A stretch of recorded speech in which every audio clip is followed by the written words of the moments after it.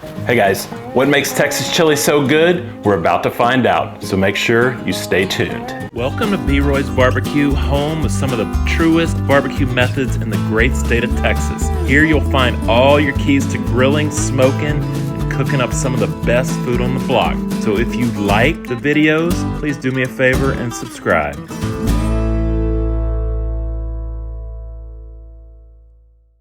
Texas chili, let's get into it. Got some olive oil. I'm gonna put down, I don't know, tablespoon or so. The first thing I'm gonna do is go in with some onions, a little bit of red pepper, and some bacon bits, or some cubed up, finely cubed bacon. Give that a nice stir. We're gonna sweat this down for about 6 or 7 minutes, and then we're gonna add our chili meat. So let's see, what do I wanna season this with today? How about, let's just go with Old Faithful. How about a little pepper? And some Diamond Crystal kosher salt.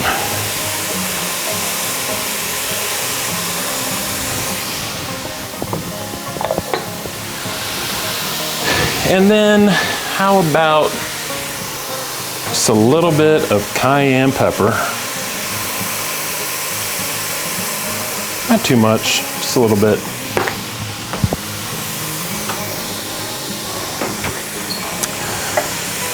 Give this a stir.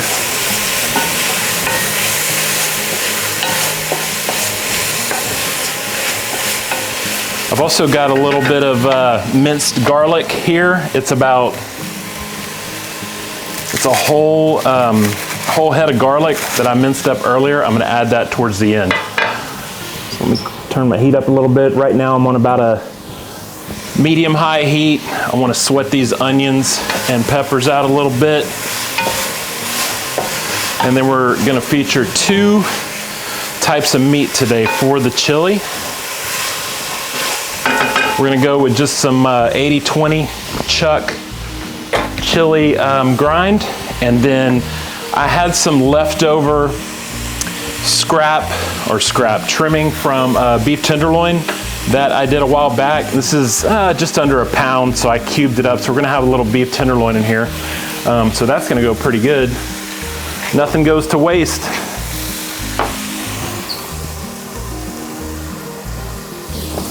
So chili, you know, I'm originally from Louisiana. We never really grew up eating chili very much. You know, it was all about gumbo with my family. It wasn't until I moved to Texas that, you know, chili is just a massive thing here, especially when it gets cold. You know, in Louisiana, we call it gumbo weather.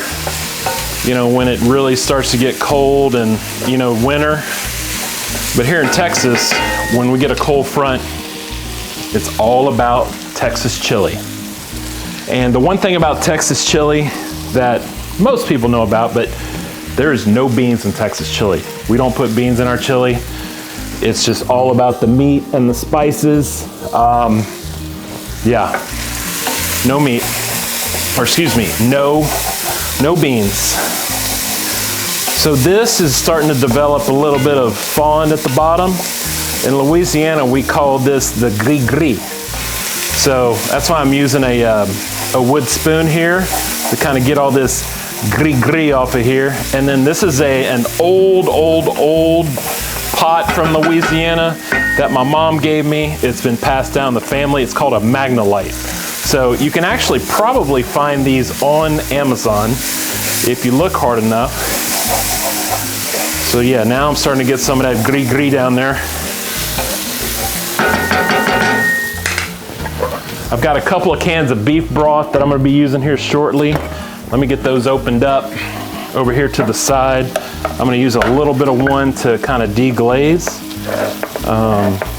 So I'm just kind of getting that ready. So I'm gonna deglaze just a little bit here, and then I'm gonna add my meat.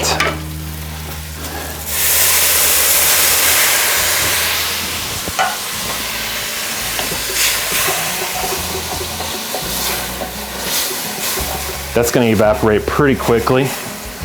And once it all evaporates, that's when it's gonna be time to add our meat. So I've got my chili meat here. I'm actually gonna turn my heat up pretty high, like really high, as high as it'll go actually. Because I want this to evaporate and I want to get a really nice sear on this meat here. So.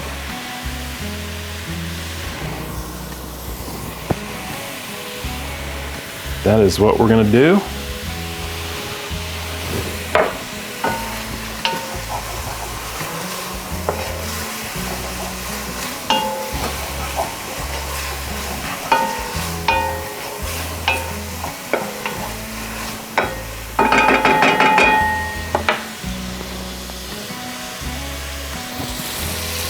All right, so now this is looking pretty good. It's time to go ahead and add our meat.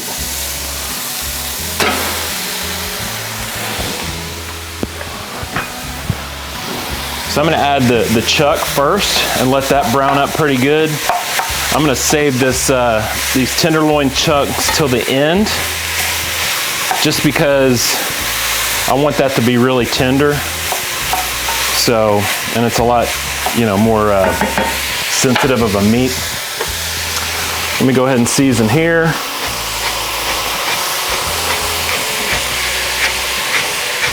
Good amount of pepper there. This time we're gonna go with the Diamond Crystal sea salt.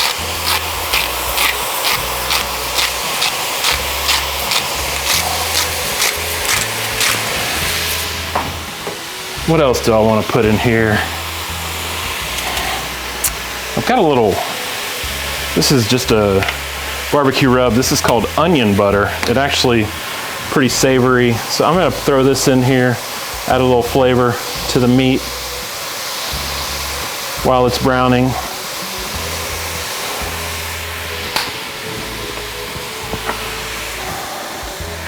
Let's give this a stir. So the active part of this cook is obviously getting everything turned on, and then kind of once you get everything browned and you add your liquid and you bring it up to a boil and then drop it down to a simmer, that's pretty much it. It's not that hard. Okay, so today I'm using Malcom's bonafide chili seasoning. So this one reads 2 tablespoons of chili seasoning per 1 pound of meat. So we're a little less than 3 pounds on the meat. So we're gonna use 6 tablespoons of this seasoning, which is 1/4 cup would be 4 tablespoons, which is our 2 pounds here. So let's go ahead and add that to our 2 pounds of chili meat. Stir this in pretty good.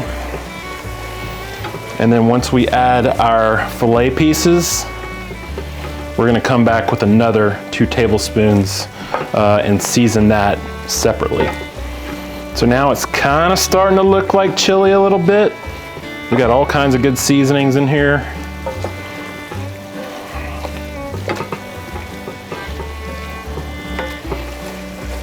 I just love making chili, man.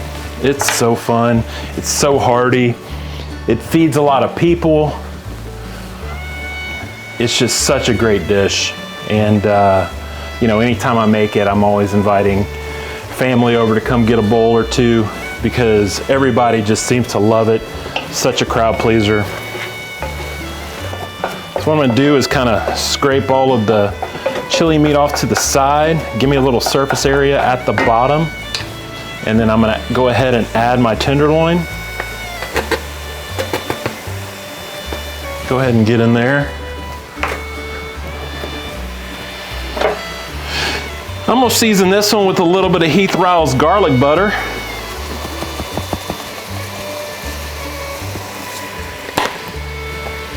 And what else? Of course, a little bit more pepper. And a little bit more Diamond Crystal. the Malcom's chili rub. So I'm gonna go halfway here. So an eighth of a cup. Oh yeah, that's gonna be awesome. Okay, so this is looking about where I like it.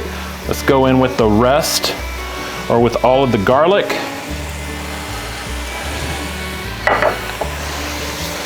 Saute this just for a few seconds before we start mixing it in with the meat. And now I'm mixing it in with everything else. I've still got super high heat on.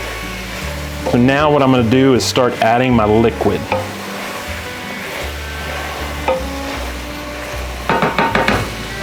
So let's go in with the rest. First of all, we're gonna go in with 2 cans of beef stock. This is lower sodium beef broth. As you can see, I like to season what I'm cooking, so I usually buy the low sodium or no salt added liquids because they tend to be very, very salty, and so just helps you control how much sodium you're adding to your dish. Okay, so now that we've got our liquid in here, we're gonna stir that in nicely. And then the last thing we're gonna do is we're gonna add our tomato sauce. And what this is gonna do, this is 15 ounces, so really about 2 cans of this as well. Maybe just shy of 2 cans. And this is gonna kind of thicken it up a little bit.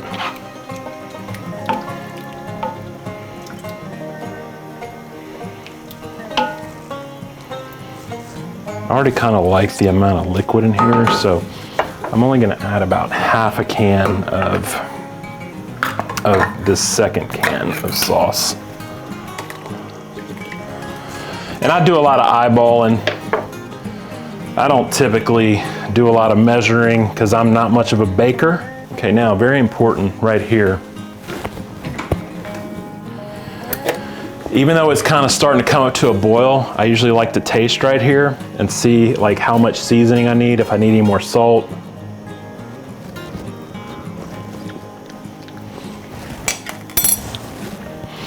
That tastes pretty good. I think it needs just a little more salt. And then another thing that I really like to add when I'm cooking gumbo, chili, anything that has liquid, I love to add just a touch of white vinegar. Vinegar is acid, it's a flavor enhancer. So I put my white vinegar in like this little droplet thing, and then that way I can just add a few drops here and there. So that was probably like half a teaspoon. Let's stir that in real good.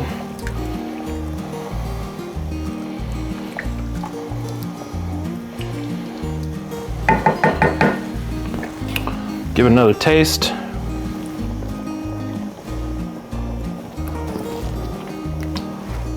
Oh yeah. A little more pepper. Another pinch of salt. And then actually, I want it just a tad bit spicier. I'm gonna go in with just a little more of the rub. If I wanted to make it really spicy, I would have added cayenne there instead of the chili rub.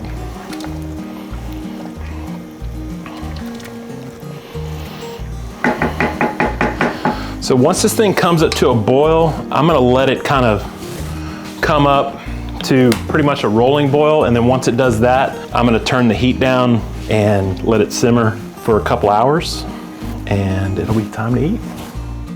Y'all, look at that big old pot of Texas red. My goodness, does that look good.